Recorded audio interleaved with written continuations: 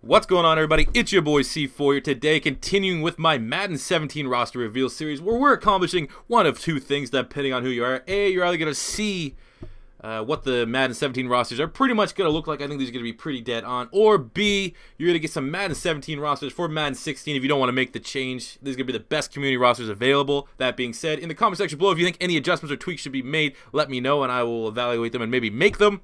If you want to see the next video immediately, I mean, the Eagles still haven't come out yet. Smash 40 likes on this video and I'll upload the next one immediately. If you're new to the channel, please subscribe. We're looking for 15,000 subs by the time Madden 17 comes out. Without further ado, today we are looking at the Washington Redskins, the NFC East winning Washington Redskins. Starting at the quarterback position, we gave Kirk Cousins in 84. He was 9-7 as a starter last year with 4,100 passing yards, 29 touchdowns, and 11 interceptions. So, I mean, very big year for him. I think he's still they're kind of holding out there on a long-term deal, but they were able to bring him back, and I think he'll probably do decent enough this year that he'll get paid some decent money.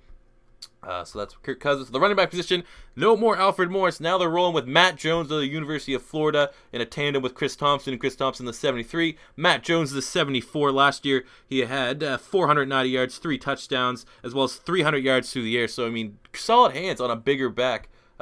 But it's definitely going to be different to see a backfield there without Darrell Young and Alfred Morris. So they got Paulson here. I just made this guy a fullback. He's a tight end, but I had to get rid of Darrell Young. Looking at the wide receivers now, we get DeSean Jackson, who's pulling in at 86 overall. Last year, DeSean Jackson, in 9 starts, had 30 receptions, 500 yards, and 4 receiving touchdowns. When healthy, he still is a very good wide receiver, so I think the 86 could be a little bit lower. Maybe it's still I still have some positive feelings, if you will, about him from his time in Philly. Then you also got Pierre Garcon, who we gave a 79 overall. Last year, he had 72 receptions, 770 yards, and 6 touchdowns. Maybe he could have slipped up into the 80s, maybe an 81, 80, but I gave him a 79. And then they got first-round draft pick Josh Doctson at a TCU, who we gave a 74 overall. It was maybe not the best pickup in terms of need, but definitely another solid playmaker for Kirk Cousins to work with. You also got Jamison Crowder there with the 74. Look at the tight end position. Beast, Jordan Reed at the University of Florida. 87 receptions, 950 yards, and 11 touchdowns. Going to be one of my fantasy keepers this year in fantasy football. 92 overall.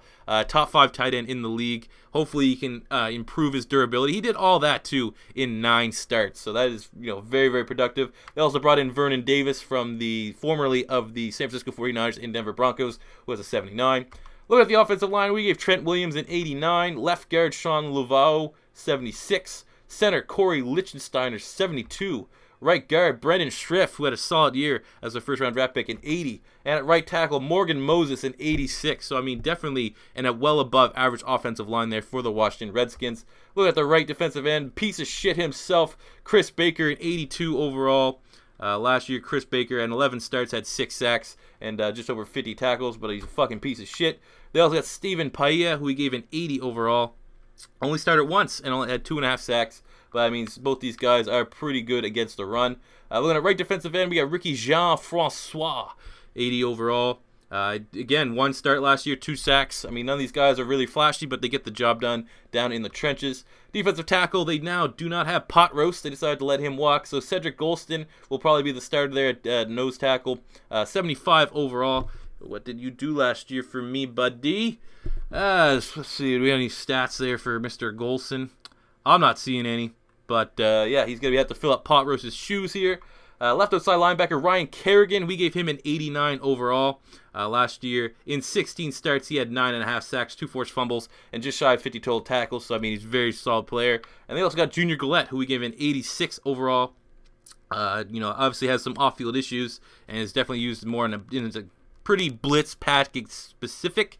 But maybe 86 is still a little high. Maybe you can lower that down a little bit. And they also got Sua Cravens, one of their higher draft picks, with a 72. It's going to be interesting to see if he plays linebacker or safety. Look at the middle of the field. We got Perry Riley Jr., who we gave a 75 overall last year in 9 starts. He had 2 interceptions, 3 forced fumbles, and 44 tackles. So that's not bad at all. Then you got Mason Foster, 73. Keenan Robinson moved on. I think he's with the Giants now. Just pretty much swapped divisional teams there. So it's just big shoes to fill. Now moving up right outside linebacker, you got Preston Smith, who we gave a 76. Definitely a good, promising young player. But Trent Murphy will be the top guy at the depth chart with an 81 overall. Last year, Trent Murphy in 15 starts at 3.5 sacks and 20 tackles, so he's definitely going to continue to develop the promising young prospect out of the University of Stanford. Look at their secondary. They were able to land Josh Norman from the Carolina Panthers, who we gave him a 93 overall. I do think he was a product of their defense in some regards. I don't think you're going to be able to see the same, kind of production that he had. Hopefully, for my sake, it's true, but we still have to give him a 93 overall based on his production last year. I mean, he balled out last year in a contract year, and he got paid. Then you also got Rashad Breeland, who we gave an 87 overall last year in 13 starts, 2 interceptions, 16 pass deflections, 3 forced fumbles, and almost 70 tackles. So, I mean, dude almost plays like a safety. Very good player there. They also got Greg Toller, who we gave a 74. Look at the safeties. D'Angelo Hall making the move from corner to safety. We gave him an 83 overall. Last year, D'Angelo Hall in 9 starts had 2 pass deflections and just shy of 50 total tackles. So, I mean, not an unreal safety, but definitely offers more in terms of coverage skills than tackling ability. And then at strong safety, David Bruton Jr. coming over from the Denver Broncos, who we gave an 80 overall. Special teams, Dustin Hopkins at 80, and punter Tress Way at 89, one of the better punters in the NFL. So there you have it, guys. Those are your projected Madden 17 ratings for the Washington Redskins. Even though it's offensive, I still managed to splurt it out there. So as always, if you guys enjoyed this video, 40 likes and I'll upload the next video immediately. If you're new to the channel, please subscribe. We're looking for 15,000 subs by the time Madden 17 comes out. Until next time, that'll do it for me here today. It's your boy C4 saying peace out.